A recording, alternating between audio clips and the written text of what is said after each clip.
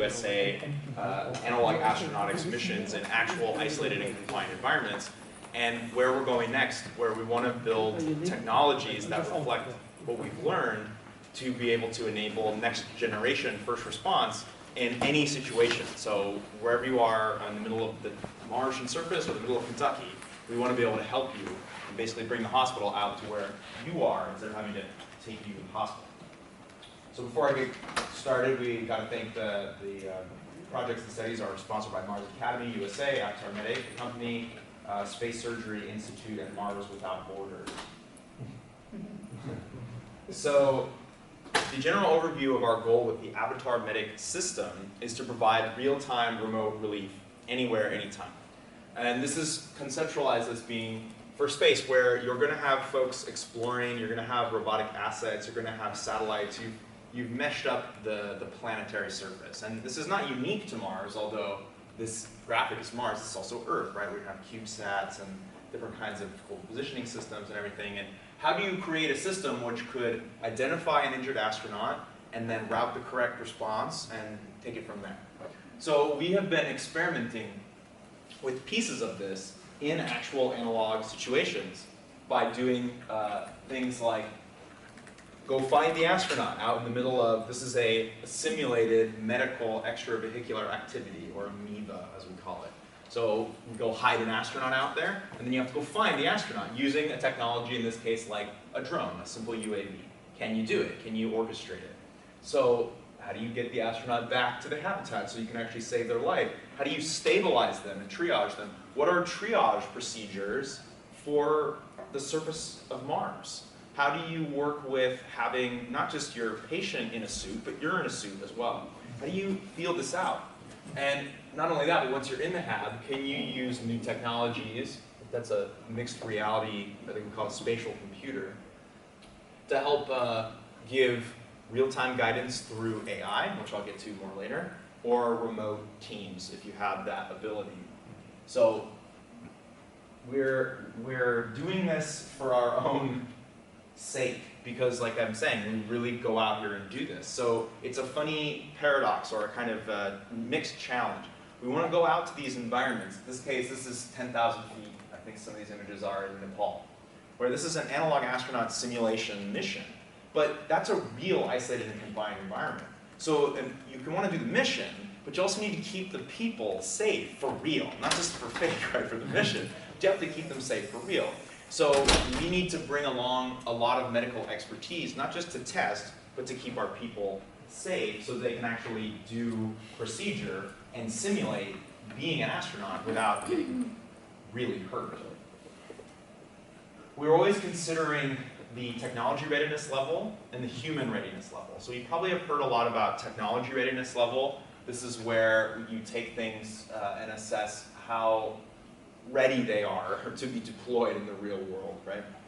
There's also human readiness level, right? So we're developing not just technologies, but we're also developing protocols, and we're also developing people. So like you heard Maria's talk earlier, we're working with the psychology of people. We're making sure they actually understand how to use the technology, because if you give the best technology in the world to someone and they're not able to handle even basic function, it's not going to help anyone.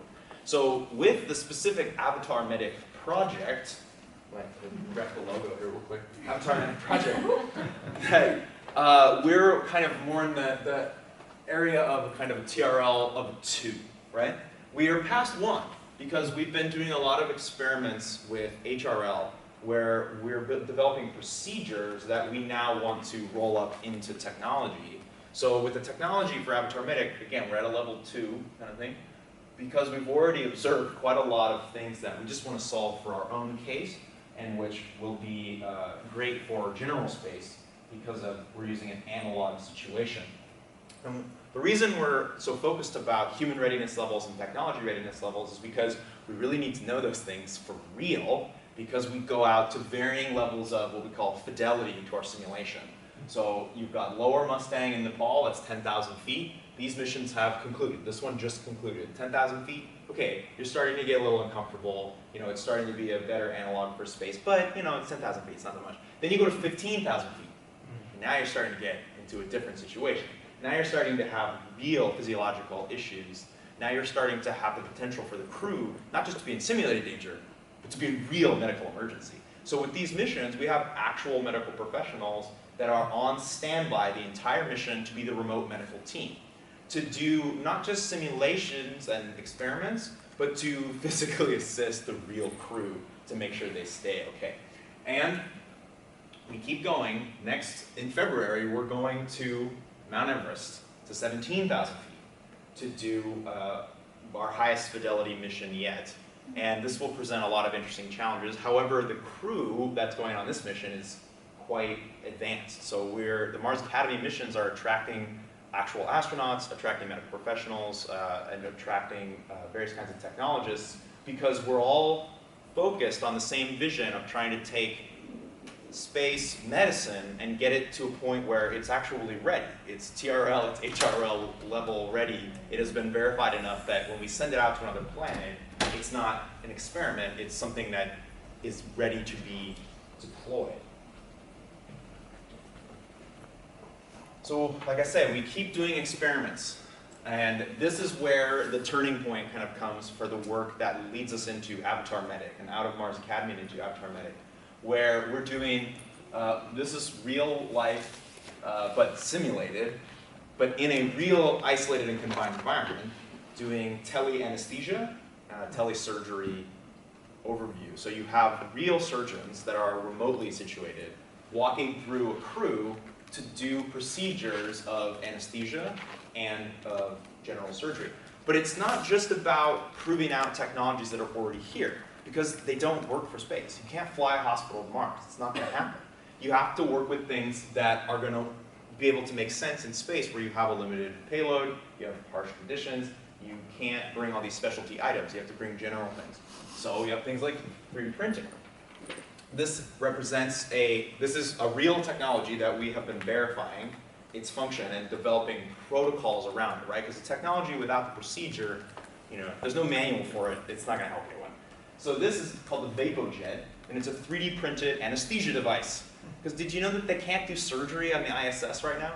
If an astronaut gets injured, critically injured, there's no surgery. Because anesthesia is a drip-based procedure. And it's complicated and heavy and everything. Oh wait, just kidding, not anymore. Now it's vaporized. Now it's a device that's 3D printed that uses traditional things like a bag valve mask to vaporize the anesthesia so that you can do surgery in microgravity. So this is what we're doing, is we're developing the protocols using new technology to enable space medicine that's actually going to work. That's going to let us have the same quality of care for first response and for deeper hospital work on the surface of any planet. And since we've learned quite a lot, we're not just medical professionals and analog astronauts, we're also technologists, especially exponential technologists. So there are a lot of things that are available now that were just literally not available even a few years ago. And there are some things that are going to be available that aren't available right now, but that we know how to plan for. And this is a small list of what we're working with. Artificial intelligence is a big deal because everyone here in this room already understands that you're not going to be calling home. You can't actually do that with the latency of light. It's not going to work. You have to be able to solve your problems where you are. So we want to build a system where we have the intelligence of being a doctor, of being a first responder, baked into the system, because the system has watched and been present with so many people beaming through it that they will be able to, train the software. Blockchain technology, it's really hyped, right? Everybody's talking about blockchains. But there's a real reason for blockchains for us, which is that they provide a verifiable way of timestamping things. They're fault tolerant. They respond well to being broken apart and brought back together because all the time signatures are more likely to sync up. And they're tamper resistant because we're dealing with medical documents, right? So we need things that are going to scale out. Of course, 5G, right? On Earth, we get 5G. You may even have some of that technology in space. To enable much larger bandwidth so that you're able to actually not just stream video, but multiple videos, not just stream two-dimensional graphics, but to stream fully three-dimensional graphics. Then you have things like Cubesats, which you saw in the picture earlier. Of course, when you go to a planet, you have that. But here on Earth, we're starting to have Cubesat networks as well. Companies are building them.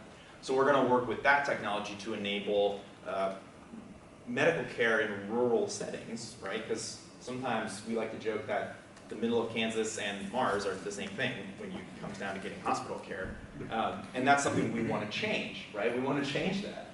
And of course, spatial computing is the big one, right? This is the nexus where all these things come together, is the ability to display and have a computer that knows about space. It knows where it is in space, and it can show graphics that are three-dimensionally represented.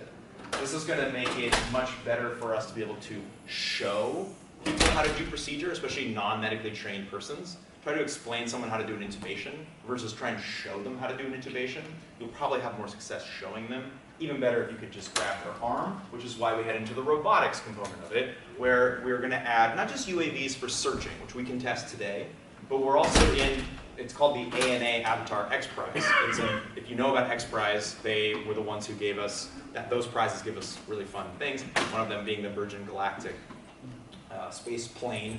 And we are in one now to build a fully realized avatar system where a robotic component on one end is embodied by a remote operator. So this has a lot of benefits for us. We don't need it to be so human form, but the core technology of being able to embody a robot and drive a robot semi-autonomously, it's a big deal to be able to have that medic with you all the time. We've already made some proofs of concept about some of these ideas, and they're really promising.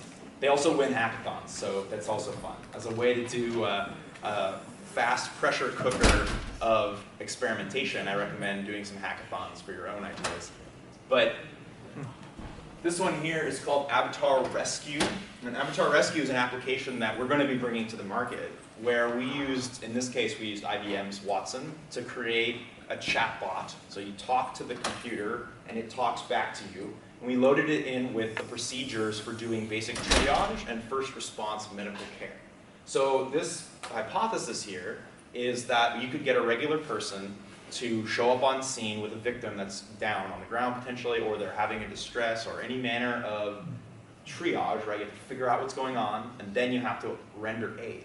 And this application demonstrates that we were able to build a system that would ask the user what's going on, the user would give information, and it would take them down a different branch, all the way to potentially showing them, for example, how to do CPR, which is a big one. And it's also, coming back to the spatial computing part, we added the spatial computing component even to this prototype because we wanted to see what it looks like to have a graphic show you how to do CPR, and it's really compelling. This isn't very complicated, but to have someone show you how to do CPR when you need it most, they show you that your elbows have to be locked, right? In the movies, everyone goes like this because you can't kill Tom Cruise. That's a lot of insurance, you know. You can't kill Tom Cruise. You have, because it's 2-inch depression, right, on somebody's chest to go down. You're going to break a rib. So it's a much easier thing for us to show this right on top of the patient and show the timing of it, show the body position, than to try and explain it, especially to someone who's panicked. So this is a lot of this was a lot of testing, and we're really excited to keep bringing this specific product to market. And it has a lot of breadcrumbs for what I'll talk to you about a little bit later in the talk. Here we also experimented with mapping. You've got to be able to see where you are, and we have some pretty good maps. You know, maps kind of change the world, but now we have three-dimensional technologies, and we can have real-time maps. So in this case, we experimented with, what if you use, it's called higher ground, because it helps you find higher ground. So if there's a floodplain in this instance, it will show you where the plane is coming in, where you are, and where egress or evacuation point is to help you more effectively route. Well, you can imagine this being a dust storm or any other number of catastrophic types of events, giving you that bird's eye view where you are. And we took this concept further, actually, because search and rescue, as you've seen from some of the images before, it's a big part of what we train for, because you're going to have teams out there doing EVA, and if they have a crisis, you're going to need to come and be able to find them, and you might need to be able to search locations, especially if you lost contact with where they are. So in this case, we developed this is a multi-user augmented reality application that we got to use on a real 5G network because AT&T had stood one up for a hackathon. And we were able to develop a system where multiple users could walk around, and it would stream the video through to a kind of what we call God view, which is the mission control, that can see a map. In this case, we picked an interior of a building, right? But it's easier, actually, to imagine the surface of a planet. And the user, the search and rescuer, can walk around and leave markers right where they are. And as they go, they're all shared, persistent across the experience. So the incident commander sees everything of everywhere that's going on. So hazard, I'll leave it, go around, I'll go around. And I'll populate out a map. We also want to, later on, we'll bring in actual, what they call SLAM, which is scanning the inside of the room and building up a map. And you can start to see where we have a lot of experience with trying to coordinate things using radio, and it turns into a bit of a waste show pretty quickly with radio because you have such a finite bandwidth. So with this, we already see these great glimmers of being able to, instead of trying to explain where everyone is, this is the map. It's where they all are. Oh, they're all searching here. They found 5 things there. Oh, look, the victim's right there. Let's go to them. Makes it a whole new experience, and we're really excited, again, not just for space, but for Earth, because what we're working on building with these proofs of concept is to bring it all together, and not just have these be different apps or different systems or different technologies, but one integrated holistic system for medical triage and intervention that spans the entire solar system. One service made out of endless numbers of systems that would respond to any medical emergency, anytime, anywhere, no matter what. Aid will be rendered, no matter what, no matter the resource, whether it's a robot, a totally untrained person, the best medical team in the world, a bunch of astronauts, doesn't really matter to us, actually. What we're doing is, by researching the realities of isolated confined environment, and by practicing the new medical procedure and defining new medical procedure, and integrating them with the modern day technology, we're going to be able to radically upgrade first response for a new era, and hopefully connect not just remote people connected out to the field, but also make the field a more survivable place so they don't have to go all the way back to the hospital. We want to close all the gaps in first response technology. So there's a lot of work to do. It's beginning. Like I said, we're at TRL 2. But HRL, we're higher. We know what we want, and we're always learning more about what we need. But the goal right away is, as I was saying, to take mid-2020. So that's coming up this next year. We want to take that Avatar Rescue app and really get that fleshed out so we can throw it into the hands of regular users and start see what happens with regular people if they try to be walked through medical intervention and first response protocols. We'll also, of course, take it into our Mars Academy missions and see what more professional types of folks who have already had this training, how do they respond to it. And this is going to help us immensely in building up the kind of knowledge that we need to actually build a useful AI that would be able to help you render first aid. Because our goal is to have anyone off the street, could be anyone, anyone, no matter what your training is, you could save a life using the assistance of the software. And this expands toward the end of 2020. We're taking the approach of using the spatial computers and that kind of technology with holographics and these kinds of things, graphics, right? Multi-user experience of being able to share graphics, share perception, share video, share avatar forms. You can say, look at this, don't do that, you need to grab this, and be able to augment the training protocol that people are already doing who are professionals. And then we're going to weave these threads together. So we have the AI just-in-time instruction component, and we have the spatial computing training component.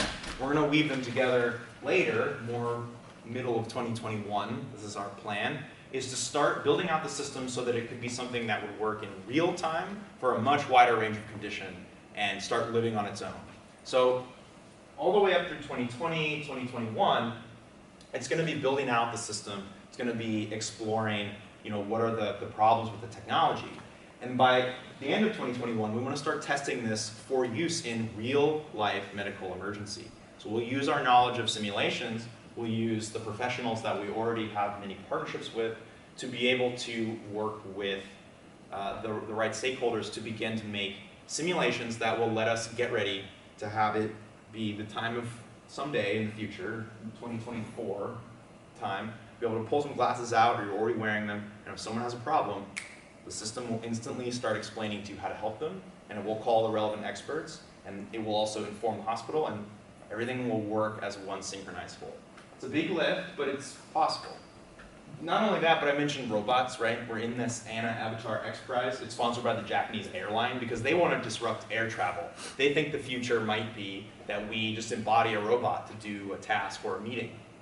And we'll see if that happens for regular people, but we're pretty confident that for medical professionals, the ability to beam in the world's greatest surgeon and embody a robot would be a pretty cool technology to have. So that's where we're focused on, for the immediate term, for us products, we're focused on the technologies that exist, the AI types of things, and the spatial computers. That exists already. And we're building robots so that by 2024 time, when the competition has ended, and we have achieved either the full prize or some at least development, we will merge these together so that the system, the spatial computer system, is designed to work with a robot, so that if a robot show up on scene, they can help you, or you can bring the robot with you, and vice versa. So it's very exciting to try and take all this knowledge that we have and roll it up into technology. And it's going to be really interesting, right? We have a really great team doing this. We're very committed to being transdisciplinary because a lot of what we're trying to do just doesn't exist. So the best way to do things like that is to have people who know, have your team know a bit about everything so that when you put it together, you don't miss. That's why we're really key to stress the human readiness level in addition to technology readiness level. We're always thinking about how everything meshes together and how you create a coherent whole.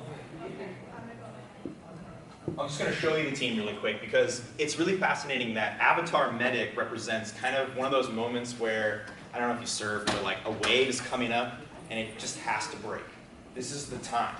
These folks who have come together for this project, myself included, are all people who have, especially the medical professionals, are people who they've gone down the road. They've seen, they're experts in their field. They're two of the world's most famous surgeons who use mixed reality technologies to try and push the limits of what they're able to achieve. And the time has come now to actually build a technology that represents what they want to be real. So we have other folks coming in, like Dr. Jeremy said, he does a parabolic flight. So he tests medical procedures in parabolic flight. So we'll really test these devices in microgravity, see if they work, see if they don't. We're really serious about building a system that would save lives on Earth and in space, right? We're very serious about that. 25-year Navy corpsman veteran who has experienced the challenges of trying to watch a CD really quickly to do a procedure that he's never done before, right? So now we get to take this experience of these people's kind of hard-fought challenges and get to roll it up into technology so that the young pups who are exploring space, even younger than me, it's going to be young pups, they won't know the hardships of not having instant medical knowledge. They won't get it. They'll be like, what do you mean? You didn't just have the AvatarMEDIC? And we'll be like, no, we didn't have the AvatarMEDIC. We had to learn things in our head and hope we remembered. So with that, I'd like to thank our collaborators and partners. And please, anyone in here who's interested in this, anyone who knows anyone who's interested in this, reach out. It's a big vision. There's a lot of things that need to happen. But like our team, if you are interested in this, you'll be interested in this. You'll come over. It's the same thing happened to me. The same thing happened to the other team members.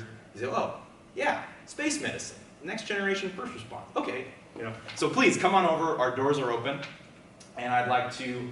And this is all the info. This is my number and everything. It's all very transparent. And now I'd like to open it up to questions. Thank you. Yeah. So I'm on Mars in a building. You can have a holograph representing the actions I should take on my buddy. Mm-hmm. And then, so how large a device is this holograph, and in how many places could I put it in a base? This is a good question. So what we're building is hardware agnostic in the sense that there are a couple ways to achieve holograms. One of them, of course, is doing an actual hologram with light that's a coherent light, and that might be something you could install on a hab. You could have that. But one of the easiest ways to do it is to trick your eyes by using those kinds of mixed reality glasses that put it over. So I just pick up a pair. You can, let's imagine you pick up a pair. They could be, similar to how AEDs are around the room. Right, you could grab a pair. You may already be wearing a pair, or you're already wearing visors, right? You're an astronaut after all. So the software can automatically kick in at a low routine level. And it's effectively what you're describing. It seems relatively simple. It's really hard to implement it in practice, but it's one of those things where you're like, yeah, I really want this. If somebody got hurt, it would be great to have something just instruct you of what to do. And this is also where the robots come in, is eventually, maybe they don't just show you, but they kind of just say, oh, give me that. I'll just save their life for you, you know. So anyway, any other questions? Thank you. Yeah. Yeah, no, I got a bunch, but I guess I'll just ask, walk us through what you think might be possible, say, over the next decade as technology improves, in terms of what can be rendered in the field if you only have a layperson or, let's say, a robot working through it, person's hands. Yeah, it's a good question. I think if we define first, if the layperson, for example, only had a pair of consumer-grade mixed reality glasses, let's say, like a Magic Leap version 12 or whatever, if you've seen those kind of things. If they only had that, the most they can do is what a skilled first responder can do, which is plug holes, put pressure, manipulate or not manipulate things, render rescue breathing, do CPR. The difference being, of course, that when you happen upon someone alone in today's world, that's it. I mean, you better hope that you can call 911 or something. But in this case, the system will observe you beginning to do the procedure and try and notify someone. So with just the headset, our goal is that in 10 years, the system will be, what we'd like is it's baked in at the low-level routine for every operating system for these kinds of classes, so that no matter what hardware you're wearing, that if it detects emergency, you can do certain things like blood gives off a certain spectral presence to even an RGB camera, things like this. You can develop ways for the software to be looking for danger and be able to render aid. The good thing is that a lot of the procedures for doing first response are tried and tested. It's not so much a matter of innovating. We do need to innovate for genuine space, right? But for Earth, just getting those procedures out to the person where they need them, that's going to save a life. Now, if you've got your Batman-style utility belt that we want to build, or you're walking alongside some kind of robot, or it's rolling alongside you, then things get more interesting with advances in synthetic biology and kind of material, 3D bioprinting, and a harmonic ultrasonic repatterning of tissue. We can imagine in 10 years there will be demonstrations from our team and other teams of dynamically regrowing tissue in the field, potentially moving large bones. I have a hypothesis we could reset a bone using ultrasound and things like this, but it's a lot of work to do. So within 10 years, I'll be safe and say that we can describe whatever medical procedure is needed, and then the robotic stuff will starting to be tested there, and you may be able to at least have quick clot like the soldiers have, where they dump it in. And it's not just a clotting agent, but we really want to be able to do genuine tissue repair. So instead of scarring, instead of tourniquets and things, you start to imagine repairing tissue. So that's probably where we'll be in 10 years. Not crazy sci-fi, but in 10 years we'll be starting to get toward the sci-fi. So I'll take his question behind. Thank you. Yeah, fantastic presentation.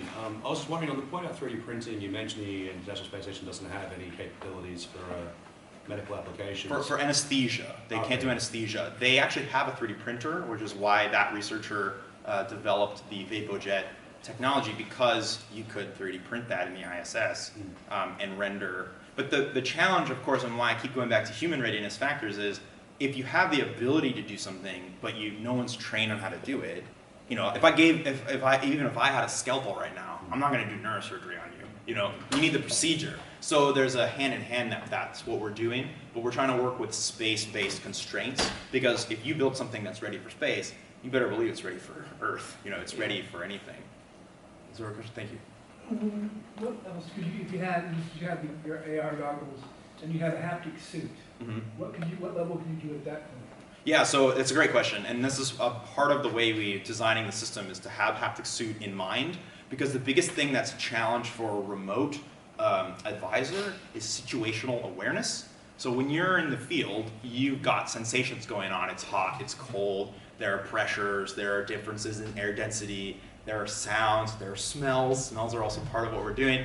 And so you want to be able to beam that over, because the remote medical observer or expert, even the AI, in our system, they shouldn't just be the AvatarMEDIC.